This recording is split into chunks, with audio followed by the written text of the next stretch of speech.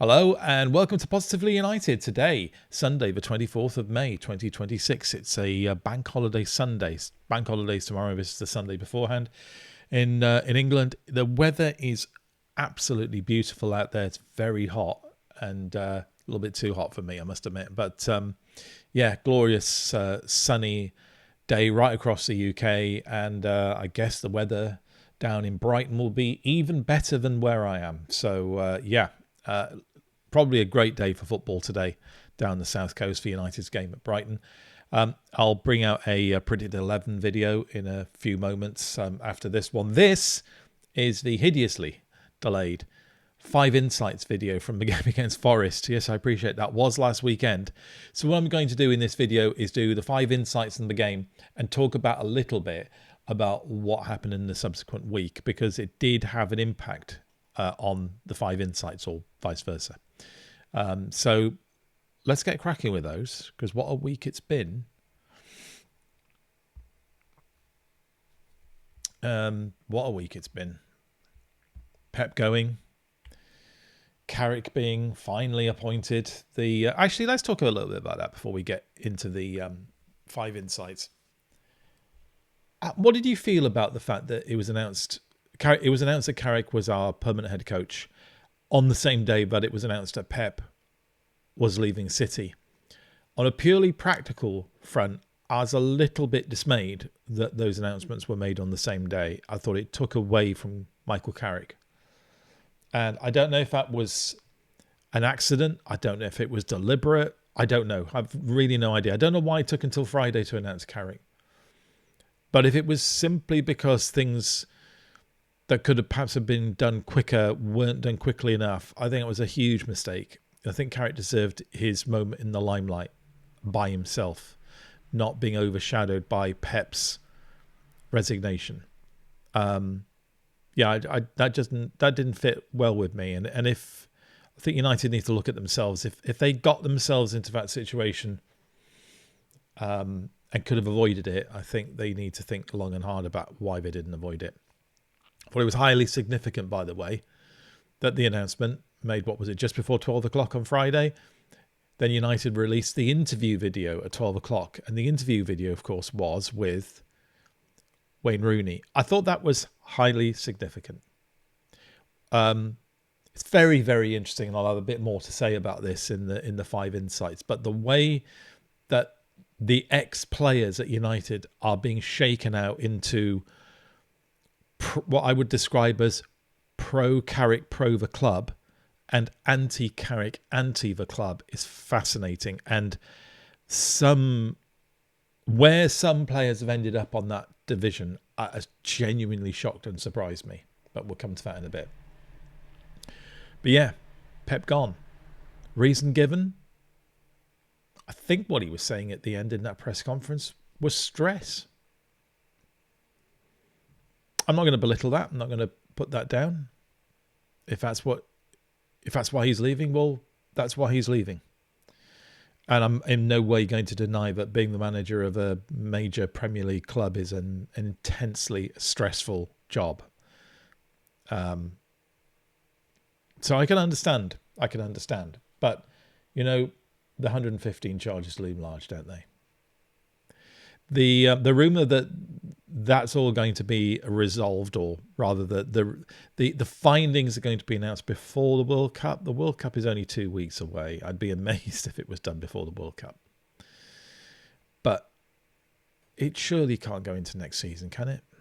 It's got to be this summer when the findings of that inquiry are announced. So we are, whatever way, I think, weeks away, just weeks away for knowing what the result is. I don't doubt for one single second that it's stress, but I would have thought that also the 115 charges are part of that stress, but that wasn't mentioned. So, first insight, VAR is a mess and we should just get rid of it. So, if you recall, in the game, Cunha's goal was scored after Brian Mbeumo, the ball had hit his arm. There's no doubt that the ball hit his arm. We could all see that. But what was in question is whether it was deliberate and whether the current laws of the game allow the situation to develop, and Cunha to score, which I'll come to in a moment. They clearly do. Michael Salisbury, the referee, clearly thought so too and let the goal stand. There was then a VAR review, and the spreadsheet munchers and slide rule gobblers at Stockley Park decided to bring him over to the screen and have a look.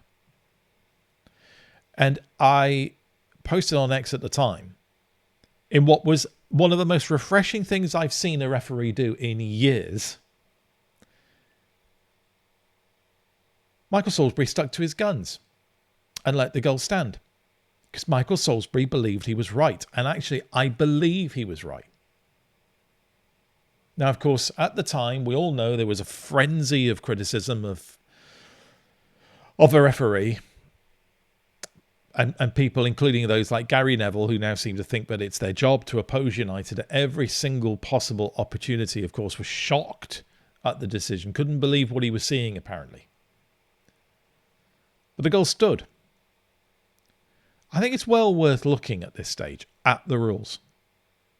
I'm going to read out the actual rules from the rule book. A handball offence is committed when a player touches the ball with their hand or arm when it has made their body unnaturally bigger.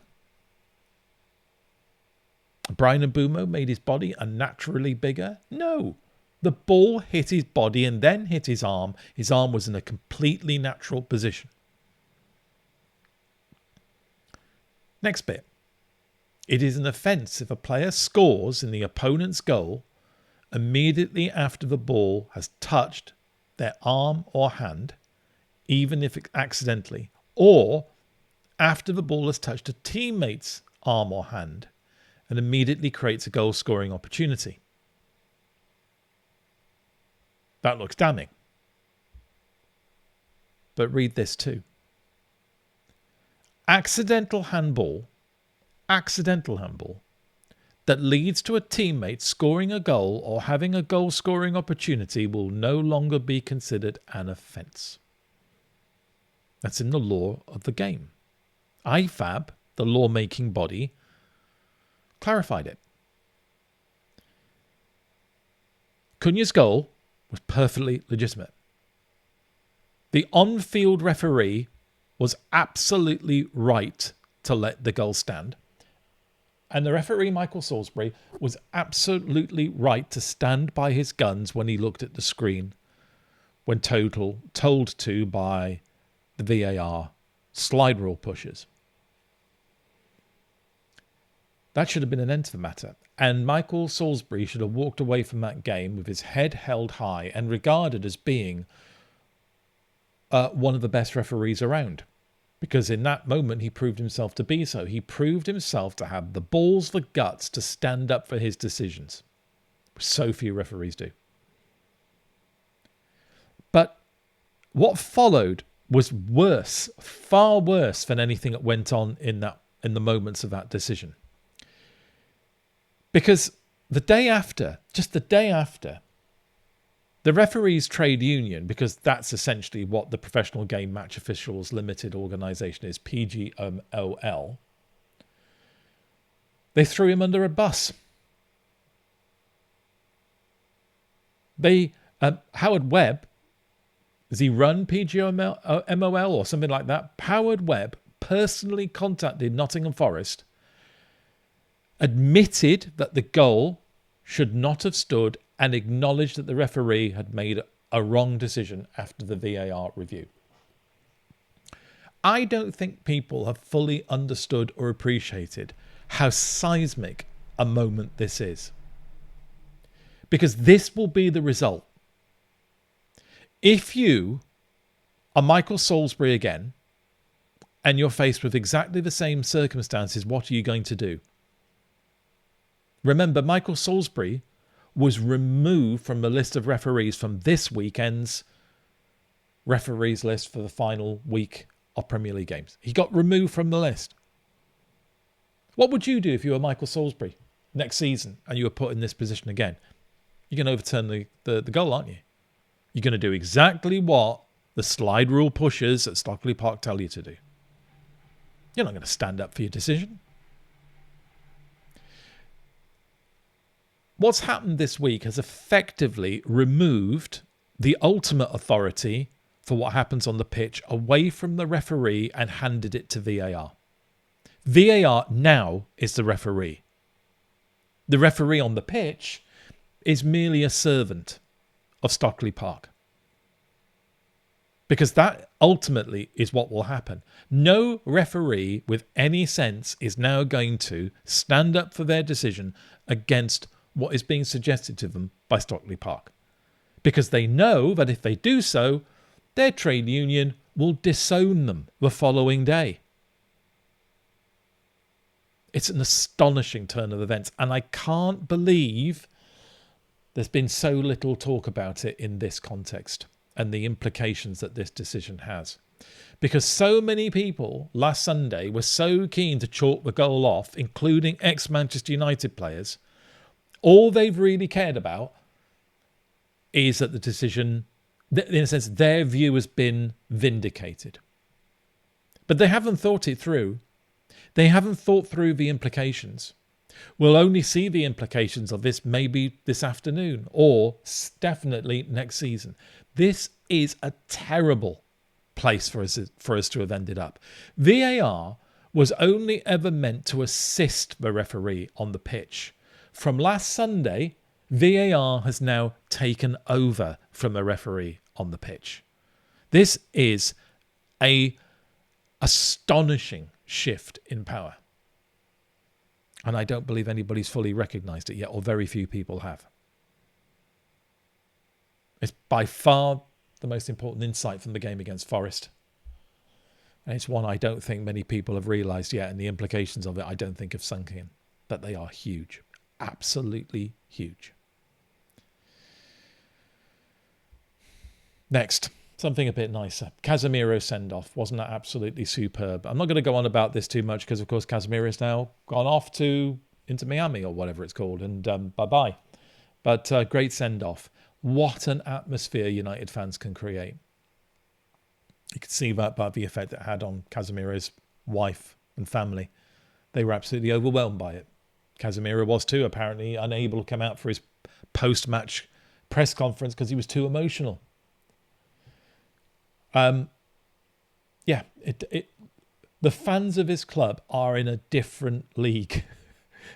If football trophies were handed out for fandom, we'd be Premier League champions every single damn season. Unbelievable send-off for him. Absolutely unbelievable. And it feeds into my third insight. Best player in midfield last weekend was Elliot Anderson. He was superb. The two crosses he put in the second half were just sublime.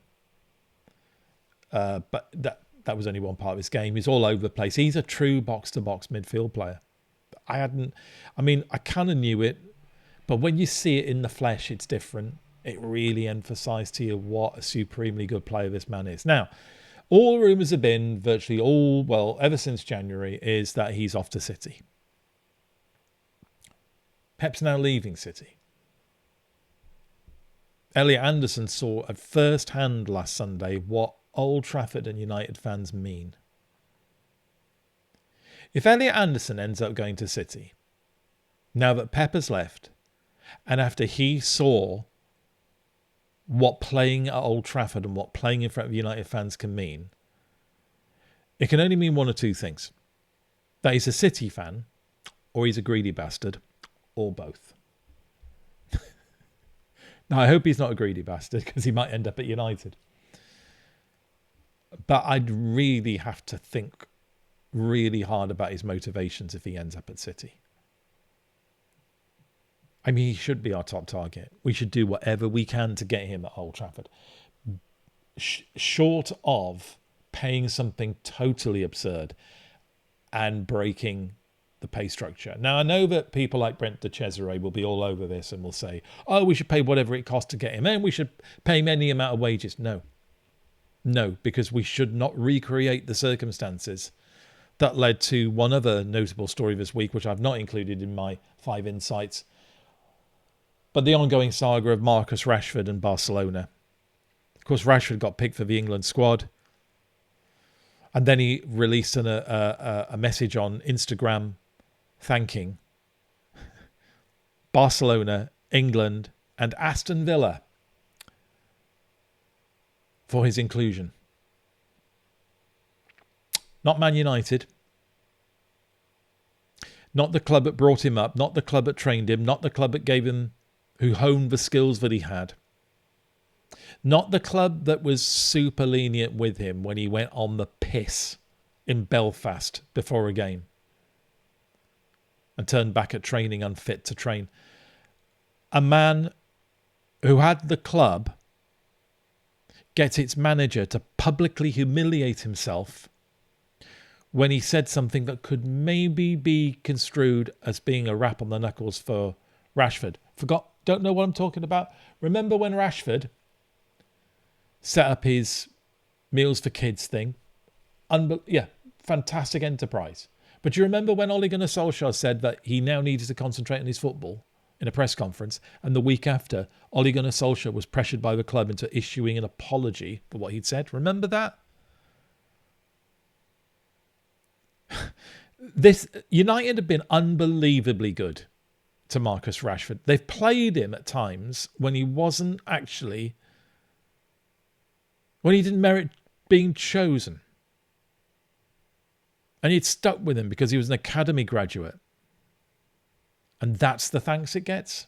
And that's what you get when you let your pay structure run out of control. So no, we shouldn't pay Elliot Anderson any amount of wages to get him.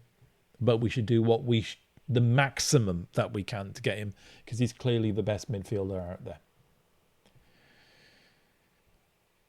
And after seeing Old Trafford, seeing the send-off that Casemiro got, and now that Pep has left City, I do wonder, if you're watching Elliot, why would you go anywhere but United?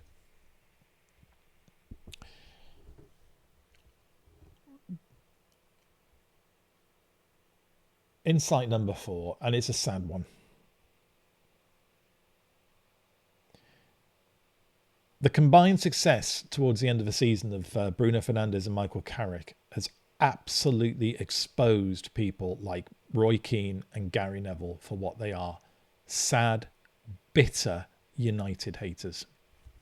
Now, with Roy Keane, it shouldn't come as a surprise. I've actually been surprised for quite some time about how highly regarded Keane is by United fans. I appreciate he's one of the best players we've ever had. But he's never, ever even suggested that he's a United fan. In fact, I think he's gone out of his way to disavow that as a notion. And he's open about the fact he supports Spurs. So we shouldn't expect an easy ride from Roy Keane. But now what we've got added into the mix, of course, is Roy Keane's beef with Michael Carrick and his wife. And it has turned Keane from being a kind of fairground joke into a totally repellent and nasty man. His attacks on Bruno Fernandes this week are absolutely beyond the pale. He's effectively said that Bruno Fernandes' assists record is meaningless and pointless. Let's hope to God, by the way, that Bruno gets that record today against Brighton. I so wish he does, for his sake, because Bruno Fernandes is a man who's coming into his own. He's a man who's arrived. I know he's been at United now for 5 seasons, but he's now arrived. He's winning every single player award that's around. He won another one this week, Premier League Player of the Year. This is a man who's now here as one of United's greats. He just needs to add a Premier League title to what he's already done for him to be a true great at United. And this has sent Keane over the edge. He's consumed by jealousy of Bruno Fernandes. Absolutely consumed. And you could tell that in his reaction in the conversations about Bruno's equaling of the assists record and his potential to break it this weekend. Keane's comments were they were unhinged, right? They were the rantings of somebody after half a bottle of Irish whiskey. They were ridiculous. Roy Keane should be told he's not welcome at Old Trafford. Full stop. Because he's utterly disrespected both our captain and our now new permanent head coach. He's been doing it all season. The Neville thing is... The Keane thing is understandable. The Neville thing is totally inexplicable. I don't know what's happened to Gary Neville. I think it's one of the saddest things that's happened in recent times about United and an ex-player. But Neville now can't hide it. He can't hide his bitterness. Here's my take. I might be wrong, but here's my take. Gary Neville knows he was a miserable failure as a manager at Valencia. He was a total failure. He was a humiliating, embarrassing failure. A complete and utter failure. He knew after that he wasn't cut out for management. He knew he'd never get offered a job anywhere else. And he knew that probably his dream of managing Manchester United one day was finally over. Before it did really even started. Now, probably he was able to live with that until Michael Carrick came along. He played alongside Michael Carrick. Michael Carrick wasn't initially a United fan. Gary Neville had been a United fan since he was born. Gary Neville had come up through a youth system, class of 92 and all that. Carrick had none of that. What Carrick has is the ability to be a truly great manager. And that's what United need now. When Gary Neville played at right back, what United needed was a world-class right back, and he was. And I'll stand up for Gary Neville in that. He was a world-class right back. One of the best I've ever seen. But we don't need a right back now, we need a manager. And we've got it in Michael Carrick.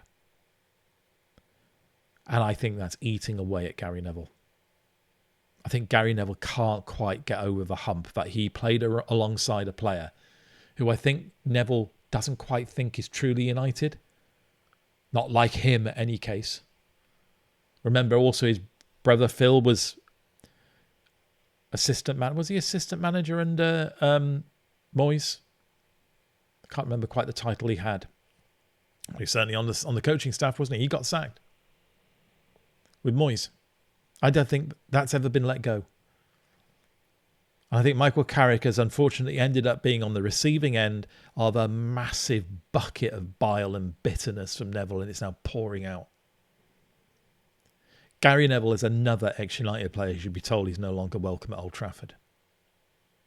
Both him and Keane should suffer the consequences of what they've done over the last week and several weeks and months now.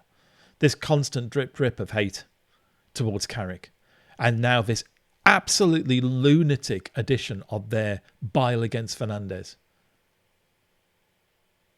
Go away. Roy, go to the Tottenham Hotspur Stadium. Support the club you really support. And Gary, go and build some new flats in the middle of Manchester. Because that's what your main job is now, isn't it? Yeah. And of course also funding the most poisonous YouTuber on in the United firmament. That's where you've ended up, Gary. Funding pure hatred towards Manchester United through the United stand. Shame on you. Let's end up with something really positive. How far are United away from being contenders for a Premier League title? I don't think they're very far away at all. All eras come to an end. Isn't that what Eric said? Eric Ten Hag? He was right. All eras do come to an end. With Pep leaving Manchester City, I think there's a real change coming up. I don't think Maresca's going to be anything like as good as Pep. He doesn't. I don't fear him at all after seeing what he did at at Chelsea. I think he'll do it. I think he's going to be underwhelming at City. Are you afraid of Arsenal? Congratulations, Arsenal. They've won the Premier League. I'd rather them win it than City. Seriously. But I'm not afraid of them. We whooped them at their ground this season. We were by far the better team. especially in the second half. We should have come out of the first game of the season with at least a draw. Remember how they won it? Fouling at a corner. The template for their season. Arsenal season, Premier League champions, the most unlovable Premiership winners ever. Playing a style of football that would be, I don't know, reminiscent of Stoke 20 years ago, 15 years ago. I'm not afraid of that. You shouldn't be either. United shouldn't be. I genuinely believe we are probably 3 summer purchases away from being right in the mix next season for the Premier League title. You can clip this up if you want to. Come back to me in a year's time and tell me I was a fool and an idiot. But I genuinely believe that we've got the makings of a Premier League winning squad, and we've certainly got a Premier League winning coach in the making, in my opinion, and Michael Carrick. I'll give you a bit of evidence of that. This is 5 insights from the Forest game, and I've hardly spoken about the game. The game last weekend was a sheer delight to watch. It was one of the best games I've seen. Best, not purely in terms of football, but in terms of excitement and interest. And it's because we had 2 teams, blood and guts, going for it, happy to be attacking. I thought some of the football that came from United in the second half against Forest last season was wonderful. Really wonderful. 3 goals doesn't get anything close to what we should have scored against Forest. Should have been 5 at least, possibly 6. We tore Forest apart in periods of the second half. We are moving in the right direction. And if we get our midfield sorted out, I'm being careful with the words I chose there. I didn't say replace Casemiro, because I don't believe replacing Casemiro is what we should do. What we need to do is to restructure a midfield around Kobbie Mainoo. Now, I'm not saying that Kobbie Mainoo should be some sort of like, untouchable figure in the midfield. He needs somebody who can work alongside him as an equal, but performing a different role. But Kobbie Mainoo, I kind of hate to say this, but it's almost like a new signing. After being in the wilderness for half a season under the lamentable last manager that we had.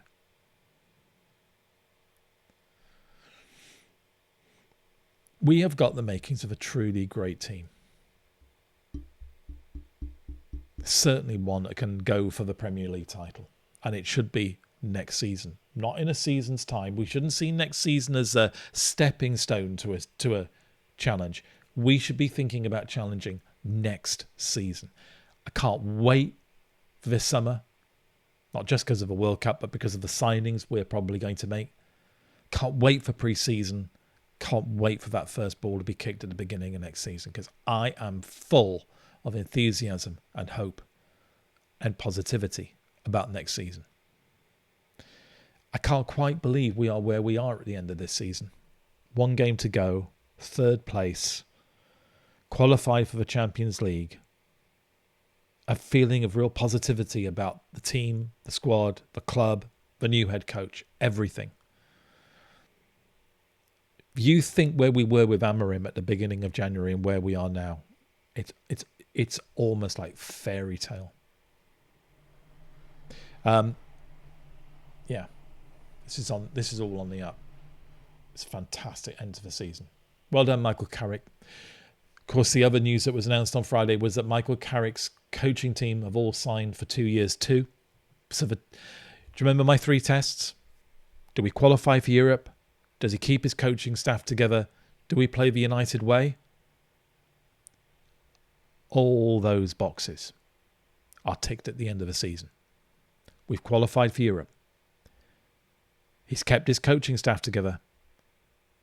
And that win against Forest, the way we played, that's pretty close to the United way in my book.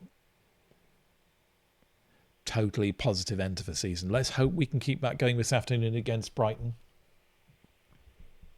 About 4 hours time. It's going to be a bit tough because, it is a slightly pointless game. Not for Brighton, by the way. They can still qualify for Europe, but we've done our job. So, and of course, anyway, I'll put that in my video about the predicted 11. I won't go on about that too much, but I think mentally it could be quite a tough game for us this afternoon. I think it could be quite tough to match Brighton's intensity because they've still got something to play for. But it would be nice to go out on a high, because I tell you what, this season deserves it, because this has been a phenomenal end to the season and it's full of positivity. Okay, I'll follow this video up later today with a predicted 11 for the game against Brighton. But if you like this video, please hit the like button. If you like what I do on this channel, please subscribe. If you've got a friend who follows United and you think they would like to watch this channel too, tell them about the channel and try and get them to subscribe as well. Follow me on X, that's Positively United, United spelled UTD, because I post there much more often than I post videos on this channel, particularly when I'm busy. But until we see each other next time, remain positively united.